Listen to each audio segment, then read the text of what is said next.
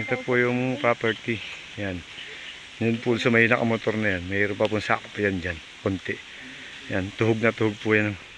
Dikit na dikit po sa kasada. Na yan po yung palayan. Ayan yung balon. Yan. Ayan po yan.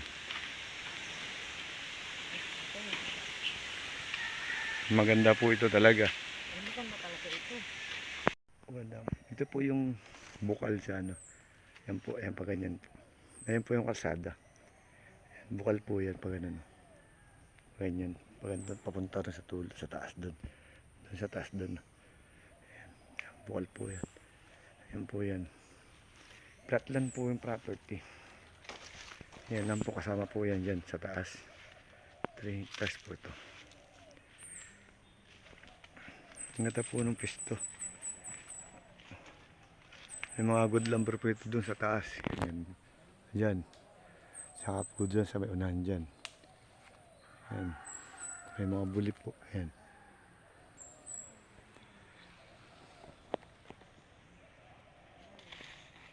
Ang ganda naman po. Po yung palayan. Kaani lang po nila. Kaya po walang laman ngayon yan. Kaani lang. Ayan po. May mga puno po ng saging dyan. Ayan. Tapos mga nyugan. Ito po yung palayan at nyugan.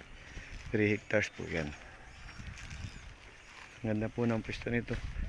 Dikit po ito sa kalsada. Na sementado.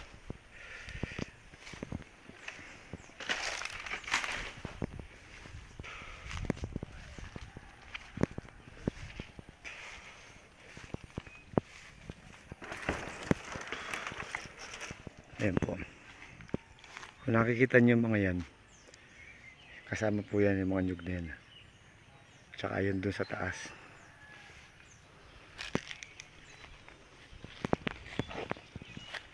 Yan. Tsaka po yan dun. Alay pa po niyang good lumber dun sa unahan. Palayan po yan. Tsaka nyug. Meron po din dun balon na yun. May balon po dun. Saka po yung nyugan na to. Saka po yung mga nyugan doon. May mga tanim pa pong saging. Saka mga good lumber. Yan. 3 hectares po ito. Yan. Andyan po yan. Saka po ito. Pag ganun. Saka po yung pag ganun. Higit po ito sa kalsada. Maganda po ito. May palayan. May patubig po sa para sa palay. Andyan po. Andyan po yung bukal. Andyan po yung bukal. Yan, pag ganyan. Pag ganyan po sa taas, may mga gandang kahoy po. Ayan, may mga nyug. May mga puno na saging. Ang ganda po ng lugar na to. Kapantayan po.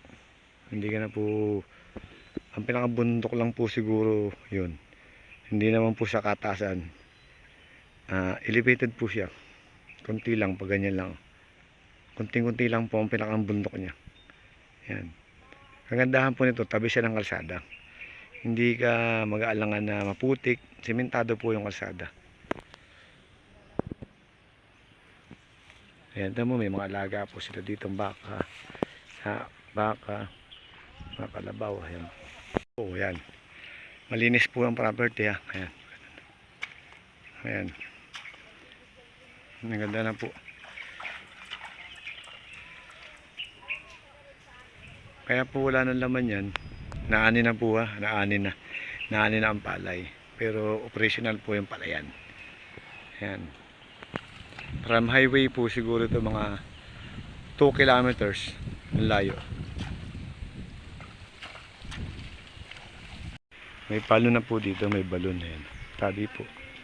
May balon na po. Ayan. Ito pong property pag ganun na. Pag ganun. Pag ganun kasama. Hanggang doon yan Yan yung na yan, dulo na yan.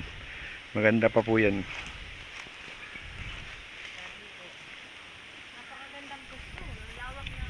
Ayan po, may patubig po talaga sa palayan.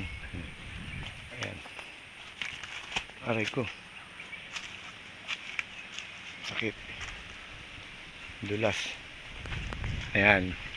Kasama pa po yung paikot na yun. Yung may malilinis sa property na yun. Yan, kasama po yan. Pag ano mula po dun sa may bukal, pag ganun. Tsaka po dito. Ito pong susugsugin natin. Yung pilapil na yan, pag ganun. Hanggang dun po sa may kahoy na yun. Yan, kasama na yung mga nyugan na yan. Hanggang dun sa may malinis na property na yun. Yun. Yun, dun po. Kasama po yun. Yung malinis na property na yan. Paikot po yan, pag ganun. Pag ganun po, paikot. Yan. Tsaka po yan. May kuryente po yan. May tubig po na balon. Kaya po hindi tayo lugi sa tubig. May signal po dito. Yan. Makikita nyo. Ang dami mga good lumber dyan.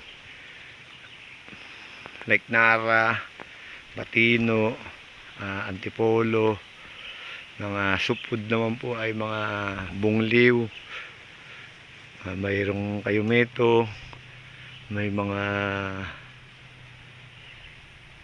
yung bangkal, mga ganda po ang ano nito, mga good lumber dyan, pag ganun. Kaya ano pang inihintay nyo po, ma'am? Sir, ito na po ang bagay sa iyo. Kung hinahanap sa akin ng nyuga na may palayan, ito po yun. Hindi po dito binabaha. Saka hindi rin po babahain sa kalsada dahil mataas po ang kalsada nito. Saka kagandahan po nito, from dito sa property papuntang town proper, mga 15 minutes lang po kagandahan nito. Tsaka bahayan po, malapit din po ito sa barangay hall. Kaya hindi ka po malulugi. Hindi ka dapat matakot na walang kapitbahay. May mga bahayan po dito. Hindi nga lang po sakop ng property, kaya may bahayan. Ayan po. Bilhin nyo na yan, may narinig akong motor, may papasok na naman.